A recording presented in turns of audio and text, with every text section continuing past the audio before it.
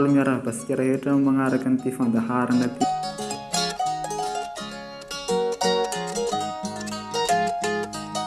Ny agnarako moa zany ZAFIMITSIRY Benjamin, 20 taogna, avy Ambohimasoa. Iaho dia mandrato fianarana eto Fianarantsoa. Ny resaka zava-pianarana ataoko moa zany resaka agronomia ao amin'ny SST Ambohiloboka.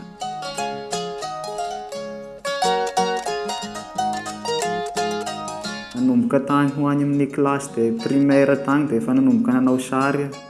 Fa rehefa tonga teto Fianarantsoa moa zany de niezaka nandalina tao meserato. Ty resaka sary hosodoko ty moa zany de magnampy aminahy amin'ny resaka fianarana, amina resaka vasy. Ohatra misy vola ilaina ohatrohatrizay de ty magnampy anahy amin'ny resaka fianarana.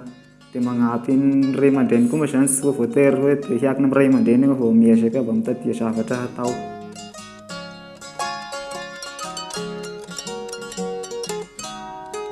Amin'ny ankapobeny moa zany noir et blanc tena niangaiko, fa rehefa tonga taty Fianarantsoa zay da nanomboka nampianary ny meserato, resaka loko, igny moa zany paysage, portrait à l'huile, fa amizao tena hoe ataoko rehefa karazana sary.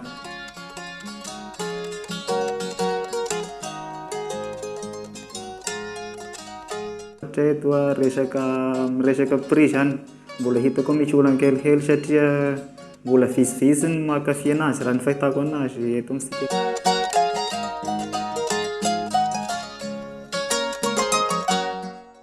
Ho an'ny namana mpanao hosodoko na hoe maniry te hisehatra amin'ny resaka hosodoko dia tsy voatery hanana materiel tena hoe raitra zany ianao vao nomboka, fa na crayon HB de efa afaka anaovanao zay fa miankina amin'ny finiavana zany izy.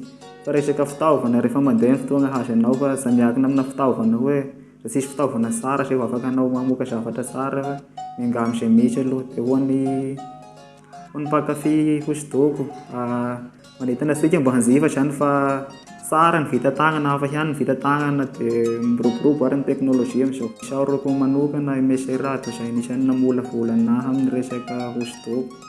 De ireo namana nagnampy koa na teo amin'ny ara-pitaovana na resaka torohevitra zany de isaorako lehibe de lehibe indrindra amin'izao hetsika izao ny café rova satria anisan'ny tena mikarakara zareo amin'ny resaka rehetrarehetra. De isaorana manokana koa ny ao amin'ny création neuf namolavola an'izao rakisary izao. Ny numéro moa zany 038 53 074 46 de ny ao Facebook ZAFIMITSIRY Benjamin. Iaho mbola tsy manana page fa io ny afaka azahoanao anara ohatra hoe. Ity hetsika ity moa zany mandritra ny volana avrily ity aty amin'ny café rova tanàna ambony. Koa manasa antsika rehetra hitonga hitsidika sady miala voly fa ty mahafinaritra ny toerana ity sady afaka miala hetaheta no mijery fampiratiana.